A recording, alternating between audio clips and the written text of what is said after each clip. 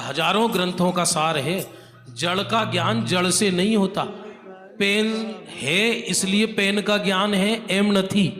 क्योंकि यदि वस्तु सामने हो तभी ज्ञान हो, तो जो पर्याय नष्ट हो गई उनका कैसे ज्ञान होगा? जो पर्याय पैदा ही नहीं हुई उनसे कैसे ज्ञान होगा? और यदि जड़ से उत्पन्न ज्ञान जड़ से होता हो तो ज्ञान भी जड़ सिद्ध होगा, फिर तो ज्ञान ही नष्ट हो जाएगा। चलिए दोहा छंद पढ़ते हैं।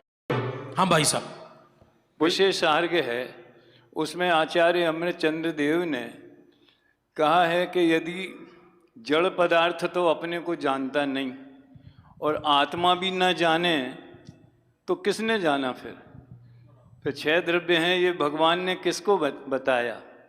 इसमें बिल्कुल दूसरा एंगल है जो उससे टकराएगा, इसलिए उसकी विवक्षाएं समझने की ज़रूरत है। और उस पुस्तक में बहुत है, दोनों विवक्षाएं हैं। मैं पर प्रकाशक का मतलब क्या है ये यहाँ बताने का समय नहीं है, लेकिन इतना ज़रूर है कि जैसे कि मान लीजिए हमारा कोई विद्यार्थी बहुत होशियार है और बहुत अच्छा वक्ता है, लेकिन जब तक उसका प्रवचन न कराया जाए तो आपको पता कैसे चलेगा?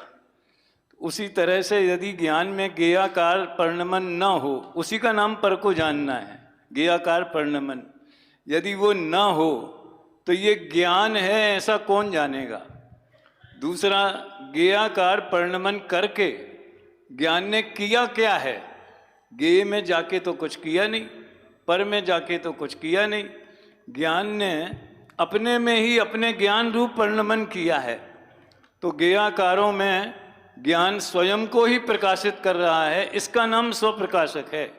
स्वप्रकाशक माने कोई त्रिकाली ध्रुव में तन्मय होकर उसका अनुभव कर रहा है, ऐसा नहीं। वो एक इंद्री का ज्ञान भी जो जिसमें ज्ञेयाकार स्पर्शन इंद्री का बनता है, तो ज्ञान ने अपना ज्ञानत्व ही तो प्रकाशित किया है।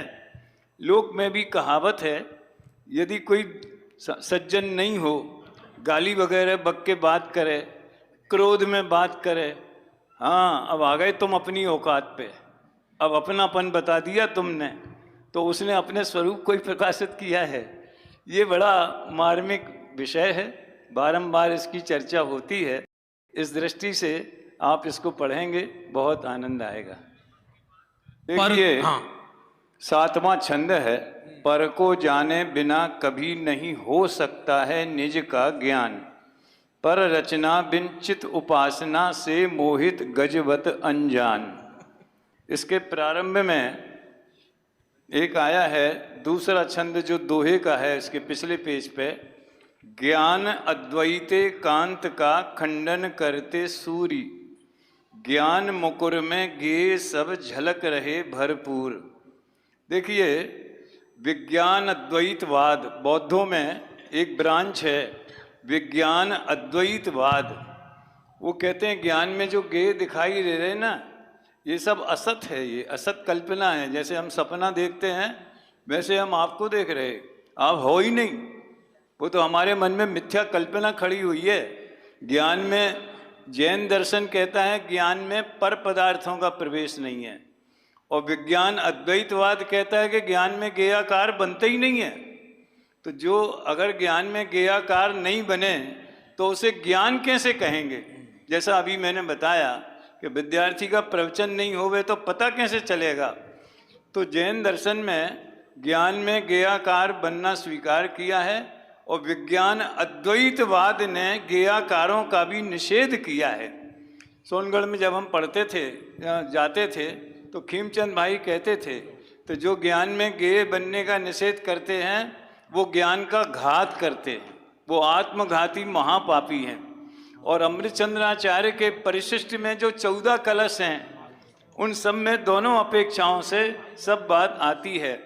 तो पर को जानने का मतलब ज्ञान में पर से निरपेक्ष ज्ञेयाकार बनना, जो उसका भी निषेध करते हैं, इसका मतलब है वो ज्ञान को नहीं जानते। तो अब उसमें वो छंद आप देख सकते हैं, 7वां, यदि ज्ञान में पर पदार्थ प्रकाशित नहीं हो तो ज्ञान अपने को भी नहीं जान सकता, क्योंकि उसका स्वरूप ही पर प्रकाशन स्वभाव है।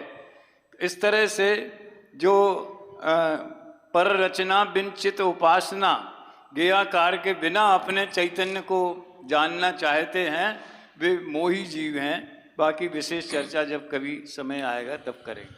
हाँ।